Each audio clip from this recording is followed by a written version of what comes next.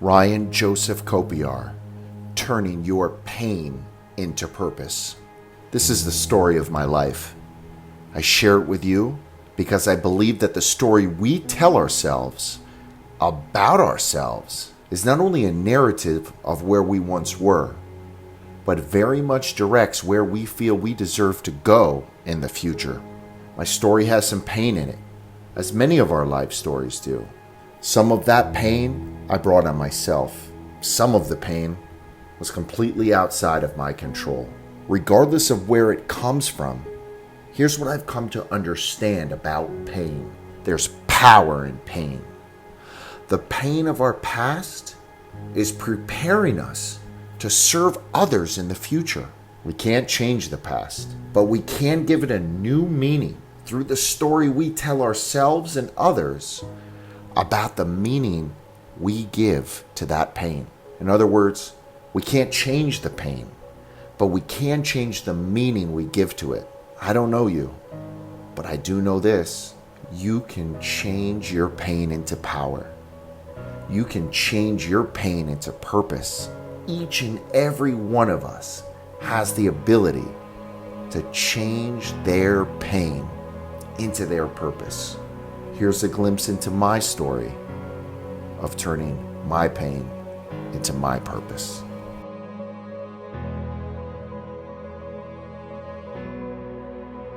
My story starts out in a small, upstate town called Binghamton, New York. I grew up in pretty humble beginnings. My mother and father were hardworking, blue-collar workers, as most of the families in our area were. They had originally met at Denny's where they both worked. Abundance was not a mindset that I grew up with. I was by no means poor, but my first home was in a trailer park, and my dad had to persuade my mom to buy me $20 white Nike sneakers. I have very few memories growing up in my childhood.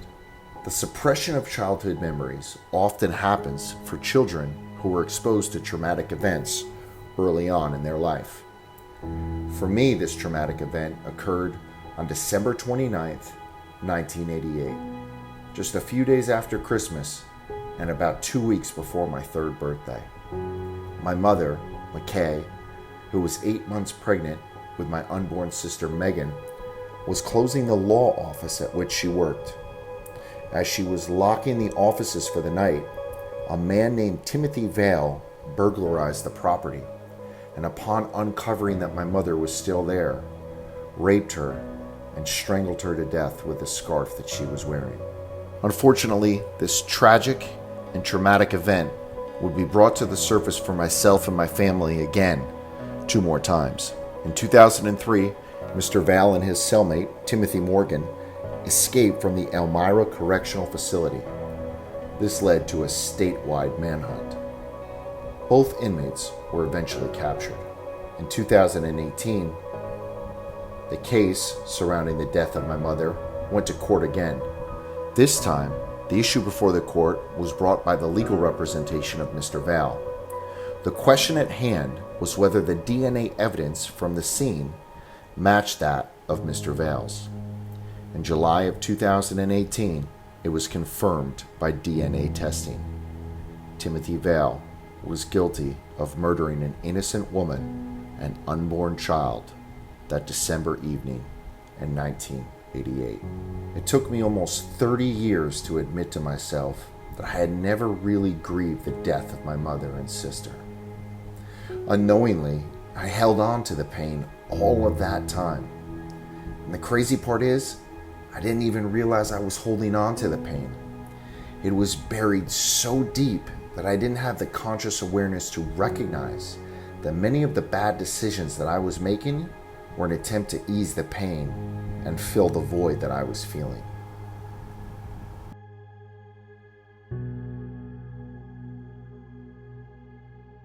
By the age of 28, I thought I had pretty much overcome the adversity of my childhood.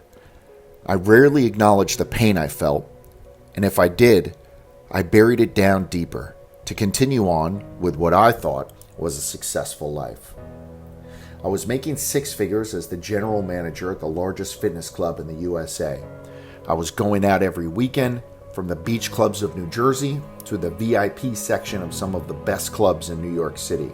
I was engaged in illegal activities on the side that I knew were wrong, but justified it in my mind as being part of my lifestyle. The truth of the matter is, it was all a part of numbing the pain. On August 13th, 2013, I walked out of a United States post office in Staten Island, New York. That day changed my life forever. As I walked out of the post office, a slew of undercover vehicles pulled up on me. In moments like this, time seems to slow down to a halt. In what felt like slow motion, both the NYPD and DEA agents came out of their vehicles, guns drawn and yelling at me to surrender. This was bad, but it was just the start of my journey to rock bottom. After I was arrested, the police took me back to my basement apartment. As I sat there on my couch while they searched my place, I was faced with a stark reality. The drugs, the partying, the lifestyle, the distractions from my pain were all being taken away from me. I spent that night in a Staten Island precinct jail cell. It was the worst night of my life. A part of me died that night in that jail cell, and I'm happy it did. In the solitude of that smelly jail cell, as I heard the man from the next cell screaming in pain as he experienced the agony of opiate withdrawal, I had to ask myself some hard questions. Was this who I was capable of being? Would my mother be proud of the man in this jail cell? Those were difficult questions to face. But sometimes difficult situations require us to challenge ourselves with difficult questions. I realized that I needed to change. I was not being the best version of me, and I definitely was not acting in a way that my mother would be proud of. The next 6 months were spent hidden in that same basement apartment that was raided by the police. I felt overwhelmed with depression, shame, and embarrassment, and I knew I had no one to blame but myself. Around a year later, my attorney, myself, and the Richmond County DA's office were able to negotiate a plea deal for my case. With a previously clean criminal record and a strong reference letter from a person very close to me, the case was resolved and I pled to a misdemeanor. I thought that arrest would mark the rock bottom of my life.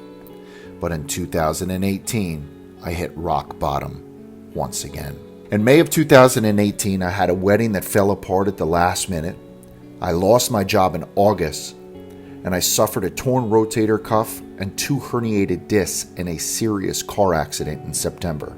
Once again, I was back living in the basement of a family friend, and once again, I felt completely broken. The difference this time was that rock bottom was not new to me. I was better equipped to handle it. Perhaps most importantly, I was confident that if I had picked myself up from rock bottom once, I could work my way back up once again.